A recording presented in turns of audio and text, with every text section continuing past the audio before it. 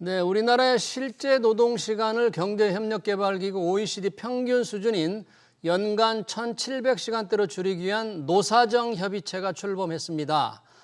노동시간 단축 로드맵 추진단에는 양대 노총과 경총, 중기중앙회가 참여했는데요. 현장 간다며 대국민 토론회도 한다는데 현실적인 로드맵이 나올 수 있을지 두 분의 전문가와 토론해 보겠습니다. 오계택 한국노동연구원 선임연구위원, 정영권 사회연대 포럼 대표 나오셨습니다. 어서 오세요. 네, 안녕하세요. 자, 4.5일만 일하자. 그 대신 임금 삭감은 없다. 이 제를 제도하기 위해서 정부가 시동을 걸었습니다. 오늘 노동시간 단축 로드맵 추진단이라는 모임을 가졌는데 이게 어떤 모임인지 앞으로 어떤 일을 하게 되는 건지 조영근 대표님 이게 뭡니까? 노동시간 단축 로드맵 추진단. 네, 뭐 우리의 노동 시간이 장기간 노동이라는 건 누구나 다 알고 있었고 점진적으로 이제 현재 축소되고 있는 그런 상황이었고요. 네.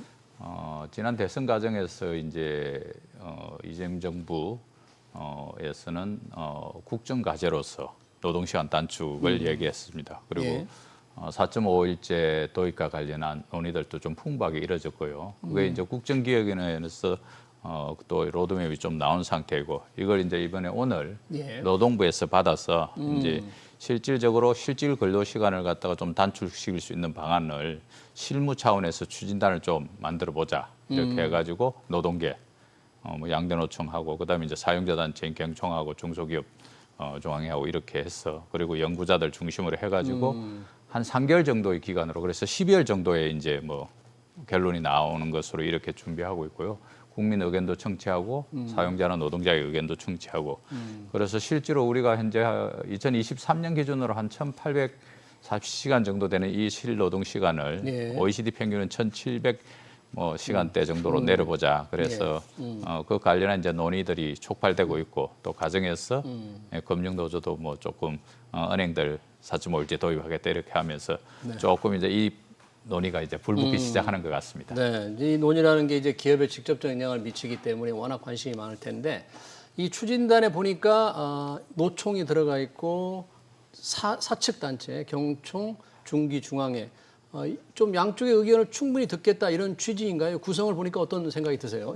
일반적으로 이제 이런 TF들은 노사정 혹은 노사정학 이런 방식으로 이제 구성이 되고 이번에도 보니까 고용부뿐만 아니라 뭐 기재부, 산자부, 중기부 같은 관련 부처들도 들어왔고요. 그다음에 이제 말씀하신 당연히 노사 당사자를 부르고 또 연구자들이 이제 옆에서 좀 지원해주고 하는 방식이고 아마 이게 이제 큰 대의를 한번 모아보자라고 하는 부분인 것 같고요. 네네. 이제 왜냐하면 이제 초창기이다 보니까 이게 왜 필요한지 우리 사회가 더 적게 일하는 방식으로 가는 게 왜 중요한지 이러한 것들에 대한 조금 그 명분을 만드는 그런 부분이 있는 것 같고요. 그 과정에서 뭐 다양한 이해관계자들의 의사도 좀 청취하고 어떻게 가면 좀 더 갈등을 좀 줄이면서 이 방식을 마련할지 하고 또 하나는 아마 초창기에는 여러 가지 지원 사업을 하게 될 겁니다. 지원 사업이요? 네네. 이제 스스로 하기 어려운 중소기업에 대해서 뭐 컨설팅도 해주고 지원금도 조금 해주는 이러한 방식을 할 텐데 그렇게 하려면 이제 어떤 기업에 어떤 방식으로 어떤 기준으로 지원을 해줄 것인지 이러한 것 기준을 만드는 작업도 필요하거든요. 그다음에 이제 뭐 수도권하고 지방의 어떤 그 분배 문제라든가 이런 것들을 좀 조정을 해야 되는 부분이 있기 때문에 그런 부분을 조금 마련을 해서 그러면 아마 3개월 동안 논의를 해서 내년도부터 사업을 어떻게 가져갈 것인지에 대한 그 부분을 발표를 하고 그 이후에 이제 그거에 따라서 진행을 하면서 초창기에는 조금 국민 여론을 좀 그 이쪽 중심으로 만드는 것을 하고 그래서 초창기에는 아마 바로 그 근로시간 소정 근로시간 법정 근로시간 단축은 어려울 거고요. 초창기에는 실 근로시간 단축을 위해서 예를 들면 포괄임금제 폐지 공약을 했었고요. 그다음에 이제 연차 휴가 이런 거 적절히 활용해서 소진하자. 그렇게만 해도 실 근로시간이 상당히 줄어들거든요. OECD 평균으로 갈 수도 있습니다. 그렇게 하고 그다음에 이제 조금 더 무르익으면 그때는 이제 법정 근로시간 단축도 가보자. 이런 그 단계적인 로드맵이 나올 것으로 보입니다. 이제 법정 근로시간 지금 주 40시간인데 이거를 줄이려면 또 법을 고쳐야 되는데 그거보다는 실제 일하는 근로시간을 위해서 여러 가지 대책이 필요하다는데 지금 노총 입장은 뭡니까? 한노총, 민노총이 있는데 이쪽에서는 지금 주 4.5일제 법적 장치를 지금 갖춰달라고 요구하는 겁니까? 네. 이제 새로운 이재명 정부 들어와가지고 이제 노동과 관련된 의제들이 중심 의제로 많이 부활되고 있는 이런 구조인데 당장에 이제 민주노총은 사실은 이제 노란봉투법으로 표현되는 노조법 2~3조 개정과 관련해서 좀 집중해왔었습니다. 민노총은요? 네네. 네. 물론 뭐 한국노총도 같이 해왔었지만 한국노총 그것 더해서 이제 주 4.5일제도 그리고 이제 정년 연장과 관련된 이슈들과 관련해서도 중요한 요구들을 걸고 이제 요구를 하고 있는 그런 상황이고요. 그 이제 뭐 현재 그러면은 노동계는 어떻게 바라볼 것인가 관련된 여러 가지 문제가 있고 또 이게 시급한 과제인지와 관련된 그런 고민들도 있는데 제가 봐서는 이제 이런 노동 이슈들이 들어온 거는 사실은 이제 성남에서 손영공 시절을 보낸 이재명 대통령의 노동에 대한 애정, 예. 산업재해로 사람이 돌아가셔서는 안 된다는 그런 의지 이런 것들이 있지만 좀 크게 보면은 어떻든 우리가 4차 산업혁명으로 전환되고 있는 이 시기에 예. 여전히 과거 방식의 오래된 장시간 노동을 통한 노동 인력 투입을 통한 이런 방식으로 가서는 좀 어렵다. 그래서 실질적으로 좀 전환이 필요하다. 소위 이제 표현하는 정의로운 전환을 위한 준비들을 하기 위해서 노동 현장이 바뀌어야 되고 노사관계가 바뀌어야 된다 이렇게 보고 있고요. 그런 과정에서 이제 노동부에서 추진하고 있는데 저는 대단히 좀 중요한 의미를 바라보고 있는 게 예. 우리 사회의 사회적 대화가 꽤 긴 시간 동안 멈춰 있었습니다. 경제사회노동위원회를 대화가. 중심으로 예. 이 대화가 안 됐는데 예. 이번에 노동부가 주관하고 사실 한 본부장급, 국장급 정도의 노사정이 모여서 하지만 그럼에도 불구하고 경사노위를 통하지 않고 정부가 주도해서 노사정 이렇게 들어오고 정부 속에서는 앞서 말씀하신 대로 뭐 기재부나 산자부나 해당 부처들도 이렇게 예. 스포트를 많이 하는 이런 구조에서 모처럼 노사가 노동시간과 관련해서 가까이 단기적으로 해야 될 대책들 아까 말한 실근로시간 단축, 포괄임금제 폐지, 뭐 연차를 갖다 적극적으로 쓰는 방안 이런 것부터 시작해서 궁극적으로는 이제 노동시간을 줄이는 방향으로 가기 위한 이런 노력들까지 포함한 합의가 나오면은 뭐 합의만 될 수 있는 안이 나오고 그거에 따라서 서로가 양보하고 타협하는 이런 모습 보이면은 궁극적으로 우리가 꽤 긴 시간 동안 사실은 노동개혁을 못 해왔는데 이번 정부 내에서는 그런 노동개혁을 이제 만들어낼 수 있는 그런 마중물 단초가 되지 않을까 기대하고 지켜보고 있습니다. 네, 노사정이 이제 모처럼 대화를 시작했다. 그리고 주 4.5일제 근로시간 단축, 실질 근로시간 단축을 위한 이제 뭔가 구체적인 긴 장기 계획, 로드맵이라고 하잖아요. 그걸 네. 이제 만들 수 있는 이제 준비에 시작했는데 사실 아마 근로자들이라면 같은 월급을 받고 4.5일 그러니까 36시간인 거죠. 그렇죠. 네. 4시간, 지금보다 4시간 적게 일하는 걸 누구나 원할 텐데 우리 경제라는 기업 현실에서 지금 이 4.5일제 도입이 조금 좀 시급한 과제일까요? 뭐 노동 정책이라는 게 일반적으로 그거 안 한다고 해서 당장 내일 무슨 일이 일어나는 그런 정책은 아닙니다. 예.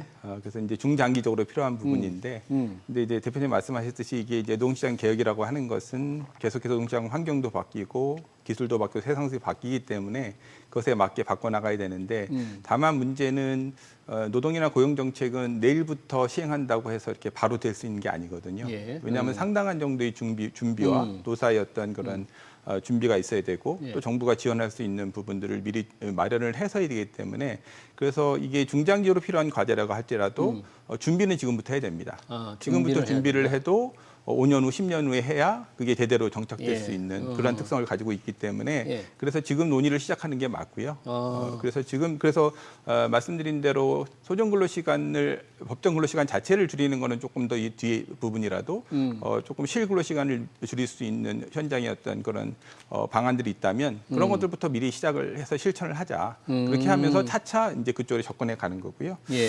그다음에 이거 관련해서 사실은 이게 근로자들한테는 사실은 임금이 굉장히 중요한 부분이고, 그렇죠. 기업의 입장에서는 사실은 이제 생산성 대비 시간만 줄어들면 반대로 임금이 20% 오르는 그 방식이 될 수 있기 때문에 사실 이 부분을 해결하지 않으면 사실 노사의 의견이 접근하기 쉽지 않습니다. 그래서 임금을 보존하면서 기업의 생산성을 예를 들면 근로시간을 20% 줄이려면 어떻게 20% 올릴 것인지에 대한 이런 부분들이 상당히 복합되어 있는 부분이라서 사실은 이거는 저는 굉장히 큰 프로젝트라고 봅니다. 어마어마한 프로젝트인 왜냐하면 거죠. 뭐 이거 시행령만 고치면 되는 게 아니라 기술 혁신부터 시작해서 일터 혁신, 작업장의 취업 규칙, 그다음에 인사관리 방식 이런 것들이 다 동시적으로 받게 되는 부분이기 때문에 네. 상당히 중장기적으로 대형 프로젝트로 이걸 마련해서 준비를 해야 된다는 생각이고요. 예. 관련해서 지금 이제 경기도에서 시범 사업을 하고 있습니다. 경기도에서요? 예, 한 80개 정도 중소기업에 대해서 컨설팅도 하고 지원금도 주면서 예. 대기업은 뭐 할 수 있겠지만 중소기업이 어떻게 할 수 있겠느냐는 사례가 필요하거든요. 그래서 이제 좀 그 할 수 있는 기업들을 모집을 해서 어떤 게 필요한지 어떤 부분을 지원해주면 할 수 있는지를 해서 중소기업도 이렇게 하면 근로시간 단축할 수 있다라고 하는 그런 뭐 일종의 모범 사례를 만드는 그런 작업을 하고 이걸 통해서 노동시장에 우리 중소기업도 할 수 있습니다라고 하는 그런 시그널을 보낼 수 있는 그런 준비 작업을 하고 있습니다. 네, 워낙 이제 거대한 프로젝트에서 많은 준비가 필요하다고 하는데 누구나 참 원하는 건데 과연 이 법적으로 일하는 법정 근로 시간을 지금 40시간에서 4.5일제 36시간으로 줄인다면 실제로 좀 글로벌 추세는 어떻습니까? 법정 근로 시간이 이렇게 40시간 밑으로 정한 나라가 좀 많이 있습니까? 네, 뭐 실질적으로 보면 이제 근로시간과 관련해서 OECD 평균으로 이렇게 봤을 때 예를 들어서 뭐 벨기에나 아이슬란드, 뭐 영국 같은 데는 이제 주 4일제를 하기도 하고 또 이제 프랑스 같은 경우에는 2000년 초에 이제 법정 근로시간 주 35시간 네. 이렇게 하고 그래서 뭐 대체로 이제 우리의 노동 시간이 평균 OECD 평균보다는 132시간 정도 길고 있고 가장 짧은 독일보다는 534시간이 깁니다. 그래서 예. 독일보다는 67일이 더 긴 이런 구조입니다. 독일 같은 경우는 이제 뭐 금속 노조, 이계메탈과 금속 노사가 이제 합의해서 예. 뭐 노동 시간을 여러 차례 단축해오는 이런 사례도 있고 또 독일은 이제 또 약간 임금도 좀 노동자들이 양보해서 이렇게 합의한 사례들도 있고 이런 구조이고요.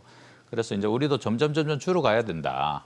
점점 줄어가야 되는데 이제 장기간이 뭐 근로시간이 노동자도 힘들고 생산성도 떨어지고 산재 위험도 높고 이런 구조이기 때문에 줄이는 것과 관련해서 이제 뭐 이견을 가지지는 않는데 당장 줄이면 힘들지 않겠냐 이렇게 이야기하는데 사실은 앞서 우리 박사님께서 말씀하신 대로 아주 좀 장기적으로 충격을 주지 않고 그래서 저희가 이제 사실은 노사관계 우리나라 노사관계에서 저는 뭐 가장 잘 됐고 긍정적인 평가를 받은 게 주 5일제 도입. 주 5일제. 네, 그게 토요 근무하는 거. 2000년대 네. 초반이었나요? 그렇죠. 2000년대 초반 그러니까 이제 김대중 대통령 정부 시절에 노사정 합의를 하고 그래서 이제 뭐 법은 이제 2004년에 통과돼 가지고 1000인 이상 사업장부터 했는데 실제로 한 11년 정도 걸렸어요. 1000인부터 시작해 가지고 이제 5인 이상 사업장까지 하는데 그리고 뭐 노사정 합의부터 시작해 가지고 지난한 논의들을 거쳤습니다. 그래서 뭐 처음에 제약 외국계 회사 제약회사 뭐 일부 저 갖다 있는 정권 산업이 먼저 했고 그다음 이제 해외 은행이 이제 하고 그리고 이제 100인 이상 기업들 그다음에 또 이 하는 과정에서 가장 좀 문제가 됐던 게 초중고들은 또 실제로 법정 교육 수업 일수가 있어가지고 그렇죠. 그것도 또 있고 이래서 말씀하신 대로 대단히 거대한 프로젝트고 국민적 동의를 구해야 된다. 그런데 실제로 그걸 해보고 나니까 모두 행복하다 사실은. 그리고 실제로 생산성도 높아지고 뭐 연구에 따르면 그다음에 이제 또 여가 시간도 많아지고 이러면서 또 그쪽 분야의 산업들이 늘어나기 시작했고 이렇기 때문에 이것을 서로가 좀 힘을 모아서 가야 된다. 옛날에 주어올 때 할 때 우리 경영계에서 이야기한 게 삶의 질을 높이려다가 삶의 터전을 잃습니다. 터전을 잃는다. 그 이야기 아주 유명하지 않습니까? 지금도 아마 주 4.5일제 좀 강행한다 그러면 그런 불만들이 좀 많을 당장에 거예요. 이제 하지도 중소기업들 않겠지만 경우는. 어쨌든 좀 지혜를 모아가지고 가야 되고 이제 뭐 노동이 생산 가능 인구도 줄어들고 있고 특히 요즘 뭐 4차 산업혁명 AI 이야기하면서 궁극적으로 이제 피지컬 AI 로봇이 들어오는 이런 과정 등등 다 관련해서 좀 거시적으로 멀리 내다보면서 한 발 한 발 좀 합의하면서 가면은 양질의 일자리도 좀 만들 수 있으리라 이렇게 보고 있습니다. 근로시간을 줄이면서 우리가 똑같이 생산을 하면 얼마나 좋겠습니까? 그게 목표여야만 되잖아요. 그러려면 시간당 생산량이 많아져야 되는데 아까 우리 생산성 문제를 얘기해 주셨는데 우리가 생산성이 좀 낮다 이런 데 분석이 있는데 오래 일하니까 생산성이 낮은 게 아니냐 결과적으로 이렇게 주장하는 분들도 있고 우리가 좀 기업들의 여러 가지 뭐 자동화란 이런 모든 면에서 생산성이 아직 좀 부족하다는 건데 우리나라 노동 생산성을 다른 나라와 비교해 보면 지금 어느 정도 된다고 봐요? 그거에 앞서서 그냥 덴마크 사례 좀 독특한 게 있어서 하나 말씀드리고 싶은데요. 덴마크요? 네네. 네. 왜냐하면 덴마크는 법정 근로시간이 없습니다. 보통 그런 시간이 없어요? 예, 그냥 기업이 노사 자율을 정하면 됩니다. 아, 노사 자율로. 네, 그쪽이 이제 스칸다나비아 모델이라고 그래서 국가보다는 노사가 자율적으로 정하는 그 노동 그 환경을 스스로 만들자고 하는 것으로 해서 예. 또 노사 협약으로 정합니다. 아, 그리고 그래요? 대부분을 보면 한 37시간 정도로 정하는 게 있습니다. 노사 협약으로 자연스럽게 네네네. 정하다 네. 보니까 그거는 이제 37시간? 그쪽에 역사적 전통이 있어서요. 예. 네, 좀 독특한 사례라 말씀을 드렸고 말씀하신 생산성은 이제 OECD 통계를 보면 2022년 통계인데요. 예. 우리나라가 OECD 38개국 중에 33위입니다. 꼴찌 수준이네요. 네, 한 뒤에서 5번째 정도인데요. 그래서 우리 밑에 있는 국가들이 그리스, 칠레, 코스타리카, 멕시코, 콜롬비아인데 이제 우리가 세계 경제 10대 대국인데 사실 그거에 보면 좀 아쉬운 예, 그런 부분이고요. 예. 그 수치를 보면 이제 미국이 22년 기준으로 77.9달러로 우리보다 한 2배 정도 수준이고요. 이제 우리나라가 44.4달러였고요. 예. 그 다음에 높은 게 독일이 이제 68.1달러, 프랑스 65.8달러, 영국 60.1달러, 일본 49.1달러 이런 수준이거든요.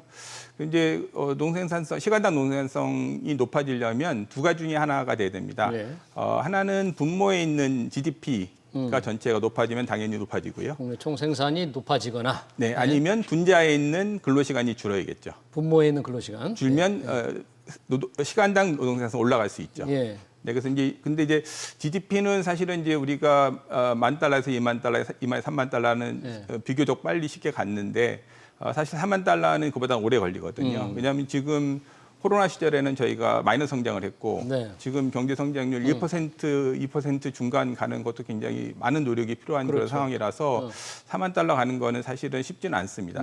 그런 상황에서 분모를 높이는 거는 사실 좀 쉽지 않은 그런 분자, 부분이 있고요. 분자. 그리고 이제 근로시간 부분은 이제 지금 이제 줄이려고 노력을 하고 있는데 그것도 생산성이 줄어들지 않는 방식으로 근로시간이 줄어야만 생산성에 도움이 되겠죠. 그렇죠. 예. 네, 어떻게 만약에 해야 같이 되느냐. 줄어버리면 아무런 변화가 없는 거고요. 네. 네, 그래서 그리고 이제 아까 전에 말씀하신 정년 연장이나 예. 이런 부분들이 좀 이루어져서 더 오래 일하는 방식으로 바뀌면 아무래도 GDP 성장에는 좀 도움이 될 수 있을 겁니다. 한 사람이 더 늦게까지 일할 수 있는. 네네, 더 오래 일하게 되면 그런 부분은 좀 도움이 될 수 있고요. 예. 그래서 이게 사실은 근로자 입장에서는 뭐 당연히 많은 근로자들이 원하는 방식일 겁니다. 더 예. 오래 일하면서 노동시장에서 더 오래 활동하면서 뭐 경제적인 여유도 누릴 수 있는 부분이 있지만 기업의 입장에서는 말씀드린 대로 생산성 문제도 있고요. 생산성과 연동된 임금 문제 등이 해결되지 않으면 네. 기업은 상당히 선택하기 어려운 부분이 될 수 있습니다. 네. 그래서 지금 아까 전에 대표님 말씀하신 이제 근로시간 단축을 시도하는 많은 국가들이 보면 상당히 시간당 노동 생산성이 상당히 높은 국가들이거든요. 예. 그러니까 사실은 좀 그 정도의 생산성이 나와야 근로시간 단축을 좀 논의할 수 있는 어떤 경제적 토반이 마련된다 이렇게 예. 볼 수 있습니다. 우리도 그러니까 근로시간당 생산성을 지금보다 뭐 최소 만약에 주 36시간을 줄인다면 20% 이상을 높여야 되는데 그 높이는 게 생각보다 쉽지가 않잖아요. 네. 그러니까 그걸 좀 선행을 하면서 동시에 해야 되는데 그런 얘기들도 더 많이 나와야 되는 거 아닐까요? 네. 그냥 근로시간 단축만 얘기해서 그러면 생산량 줄고 중소기업들은 못 견딘다 이런 게 나오잖아요. 만약에 법적으로 해서 이게 좀 전면적으로 시행된다면 기업 현장에서는 여러 일들이 벌어질 것 같아요. 그 이제 노동 생산성이 이제 사실은 노동 시간이 조금씩 줄어드는 만큼 노동 생산성도 점진적으로 우리가 올라가고 있습니다. 예. 그리고 실질적으로 우리나라 제조업 같은 경우에는 OECD 국가들하고 평균적으로 비슷한데요. 근데 사실은 이제 서비스업의 임금이라든지 서비스의 열악성들 때문에 사실은 우리 전체 노동 생산성이 좀 낮은 이런 구조가 있고요. 예. 또 이제 크게 하나 봐서는 사실은 이런 겁니다. 노동시간 줄이는데 노동 생산성 꼴찌권에 있으면서 왜 그러는데 그럼 노동 생산성이라는 게 단지 노동의 문제인가? 노동자들이 열심히 안 하거나 실력이 없어서 발생하는 문제인가? 이렇게 오해들 많이 하시는데 생산성이 조금 부진한 이유의 네. 원인이 노동자 때문이냐? 네네 그런 이렇게들 문제? 오해들 많이 하시는데 사실은 아까 교수님 우리 박사님 말씀하셨지만 GDP 대비해서 전체 노동사 수를 갖다가 집어넣으면은 그게 1인당 노동 생산성이 되는 거 아닙니까? 네. 그리고 총 노동 시간을 집어넣으면 이제 시간당 노동 생산성이 되는 이런 구조예요. 그런데 사실은 그러니까 다른 것이 다 배제되어 있는 거예요. 그런데 사실은 실질적으로는 자본의 축적이 어느 정도 들어가 있는지, 자동화의 수준은 어떻는지, 기술은 얼마나 들어가 있는지, 자연 환경은 어쩐지. 그래서 사실은 총 요소 생산성으로 이야기되는 겁니다. 예를 들어서 보시면요. 현대자동차의 제네시스 라인 예. 비싸지 않습니까, 그죠? 네. 있고 그다음에 이제 저 강주에 소위 강주행 일자리를 만든 이제 그 강주행 일자리 강정 일자리 자동차. 자동차 있지 않습니까? 거기하고 가격 차이가 많이 납니다, 그죠? 그렇죠. 배 이상 차이 나지 않습니까? 예. 그런데 그걸 가지고 단순히 그러면은 그 노동자들의 노동 생산성의 문제가 아니라는 거죠. 결국은 얼마만큼 부가가치가 높은 제품을 만들게 해주느냐가 핵심적인 부분입니다.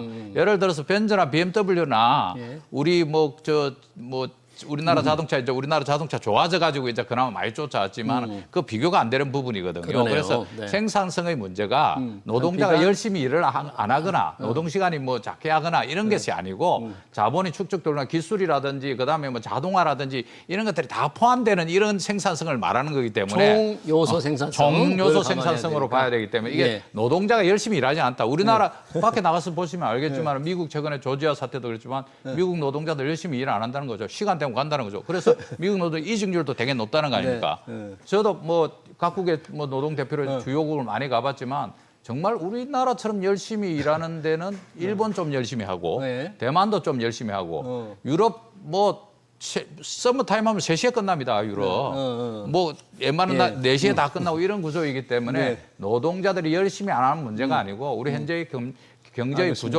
구조적인 문제이다. 노동 생산성이 낮은 이유 네. 노동자들을 탓으로만 돌릴 수는 없다. 그 원인을 여러 가지가 복합된 거다. 네. 혹시 박사님 첨언하실 게 구분 첨언하실 게 없습니까? 괜찮습니까? 저는 이제 업종별 차이가 좀 있다고 보는데요. 업종별로. 네, 뭐 이제 대기업, 중소기업도 있지만 사실은 IT라든가 서비스업은 상대적으로 근로 시간에 비례해서 생산성이 늘어나는 것뿐보다는 일하는 방식이나 최근에 여러 가지 빅테크 여러 가지 이런 변화들이 있어서 사실 기술의 변화로 일어나는 부분이 많아서 뭐 그쪽은 지금 당장에도 저희는 큰 문제 없습니다 이렇게 얘기하시는 분들이 많이 있습니다. 아, 그래요? 근데 문제가 되는 부분은 이제 제조업, 중소제조업 사업장입니다. 중소제조업들. 네네. 거기는 정말 작업장에서 몇 시간 일하느냐가 생산성에 직결되는 몇 개의 물건을 만들어내 직결되는 네. 부분이고 이러한 경우에는 이제 대부분 교대제를 하고 있는데 교대제 개편을 하지 않으면 어렵고요. 교대제 개편을 한다는 거는 이제 신규 인원을 더 뽑아서 그렇죠. 인건비가 더 투입을 들어가는 해야 거예요. 되는 사람 건데 더 써야 되는 거죠. 그러면 이제 기업에서는 인건비가 늘어나니까 그렇죠. 그거를 부담하는 것은 우리는 어렵다. 이렇게 이제 하고 있어서 사실은 다른 부분도 있지만 일하는 방식, 그다음에 업태 그다음에 이제 그 업종별 차이가 굉장히 커서 저는 약간은 좀 차등적인 접근이 필요하지도 않을까 이런 생각도 하고 차등적인 있습니다. 접근. 지금 주 4.5일제의 경우에 일반적인 큰 기업들의 노조가 쟁의회의에서 주 4.5일제를 많이 요구합니까? 지금 뭐 금융회사들은 지금 26일 총파업을 하겠다는 게 네. 주 4.5일제를 강하게 주장하더라고요. 네네. 그러니까 이제 뭐 한국노총 금융노조라고 표현하는 이제 은행 노동조합들은 과거에 이제 주 5일제 할 때도 조금 뭐 빨리 선도적으로 빨리 시작했고 했기 때문에 이제 주장하고 있는 그런 측면인데 예를 들어서 이제 민주노총은 사실은 방침을 결정하지 않았고요. 민주노총은요? 네, 현대자동차도 이번에 이제 4.5일제와 관련된 요구는 없고 합의도 없었습니다. 사실은 이제 정년 연장과 관련된 부분은 지금 베이비 부모들이 지금 은퇴해야 되고 회사 입장에서도 수요가 있다 보니까 정년 연장과 관련된 부분들은 이제 합의가 있습니다. 그래서 정부가 법안을 만들어서 이제 어느 정도 진전이 있으면 회비체를 굴려서 신속히 대응하자 이런 합의들을 갖다 현대자동차도 합의를 만들어내는데 그런 구조이고. 이제 은행 노동자들 같은 경우에는 실질적으로 이제 뭐 노동조합들이 열심히 노력하고 해가지고 PC 오퍼 등등으로 과거에는 사실은 이제 은행이 문을 닫고 밤 10시까지도 일하고 이런 구조였는데 이제 PC 오퍼 통해 가지고 뭐 6시 넘어가면 퇴근할 수 있는 구조도 짜고 해가지고 많이 줄어들어 있는 이런 구조인데 은행 노조 입장에서는 은행이 좀 줄어들면 전체적으로 노동 시간이 줄어들면서 일자리도 좀 창출되고 그리고 삶의 질도 좀 나아지고 네. 뭐 이런 부분과 관련한 것을 갖다가 이제 뭐 좀 요구하고 있는 상태입니다. 지금 은행들 하면은 일반적인 사회 반응이 연봉도 정말 우리 사회에서 가장 높고 가장 안정된 직장인데 4.5일만 일하겠다 하니까 중소기업에 다니는 근로자들이 조금 상당히 뭐라 그럴까요? 상대적 박탈감을 느낄 수 박탈감이 있죠. 좀 있을 것 같아요. 그래서 26일 총파업한다니까 지금 그럴 때냐라는 좀 약간의 좀 불만이 좀 나오는데 혹시 어떻게 보세요? 은행들이 왜 이걸 그렇게 강하게 주장을 하는지? 은행권은 지금 이제 뭐 핀테크 등으로 인해서 비대면 서비스가 굉장히 많아졌고 고객들도 사실은 매장에 가지 않고도 여러 가지 금융 서비스를 받을 수 있기 때문에 사실은 뭐 근로시간에 대한 수요는 상당히 줄어든 것으로 보입니다. 그래서 기술적으로는 상당히 가능한 부분이 있는데 다만 이제 말씀하신 대로 이제 국민 여론의 문제인데요. 은행권이라는 게 특히 뭐 이제 성과급 문제도 있고 이제 그 고객이 되는 중소기업은 어려운데 금융권만 이렇게 여러 가지 혜택을 누리면 그것에 대한 국민의 어떤 질타나 따가운 시선 등이 있어서 그래서 아마 이제 그러한 그 국민 여론을 좀 그 신경 쓰는 부분이 있는 것 같고요. 다만 이제 한국노총에서 금융권 중심으로 하는 건 금융권이 상대적으로 여건도 좋고 그러다 보니까 여건이 좋은 그 분야부터 조금 시작을 해서 다른 분야에 조금 파급 효과를 하자, 확산을 시키자라고 하는 전략을 좀 활용하고 있는 게 아닌가 싶습니다. 여튼 이제 4.5일제 근로시간 단축을 위한 추진단이 만들어져서 이제 발진을 했는데 뭔가 이제 사회적 합의를 이루어야 되잖아요. 네. 어떤 방향이 바람직하고 좀 선결 과제가 있다면 노동계 어떤 게 필요할까요? 그 이제 합의라는 것이 사실은 이제 뭐 하는 과정이 의미 있게 출발하지만 합의가 잘 되면 좋은데 합의가 안 되면 갈등이 더 증폭되는 경우도 있지 않습니까? 그래서 첫 번째는 양쪽 다 서로 욕심을 좀 내려놔야 된다. 욕심을 내려놓고. 욕심을 놔야 된다. 그래서 예를 들어서 뭐 노동계 입장에서는 당장에 법제화하면 좋겠고 사실은 그런 희망을 가지고 있지만 아까 말한 대로 뭐 가는 과정, 업종별 차이, 그리고 뭐 규모별 차이 이런 것도 있는 것이고요. 당장 우리 경제가 어느 정도 받아들일 수 있는지와 관련된 부분 등등이 있습니다. 그다음에 이제 뭐 사적 입장에서는 여전히 기업의 부담, 뭐가 관련된 부분을 갖다 부인할 수 없는 그런 부분들이죠. 그래서 예를 들어서 뭐 자동화의 진전이 좀 있다든지 이러면 할 수 있겠지만 현재 구조에서 인력을 더 쓰기는 어려운 이런 구조고 우리가 문재인 정부 때 52시간도 해봤지만 노동시간 단축하면 일자리 창출될 줄 알았는데 효율성만 가하고 일자리는 거의 안 늘었단 말입니다. 그런 사례도 이렇게 만병교사해야 된 이런 상황이기 때문에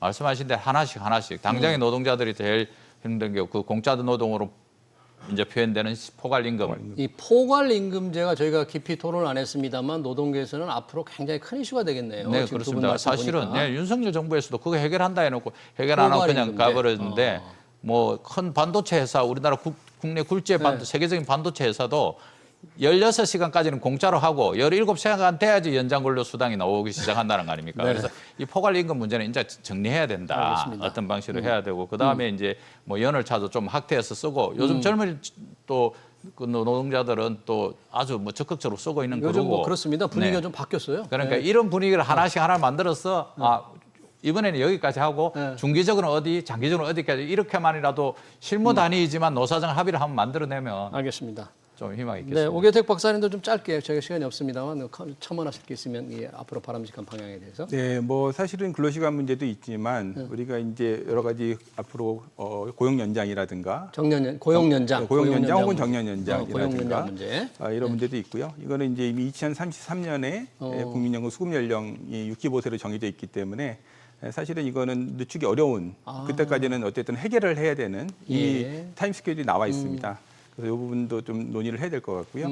그다음에 이제 오늘의 주제는 아니지만 노란봉투법도 사실은 직간접적으로 근로시간 연결이 됩니다. 그래서 이런 부분들도 같이 조금 큰 틀에서 같이 논의가 되어야 하지 않을까 싶습니다. 네, 알겠습니다. 정부가 발진한 노동시간 단축 로드맵 관련해서 토론을 여기서 마치겠습니다. 지금까지 오계택 한국노동연구원 선임연구위원 정용권 사회연대 포럼 대표였습니다. 고맙습니다. 네.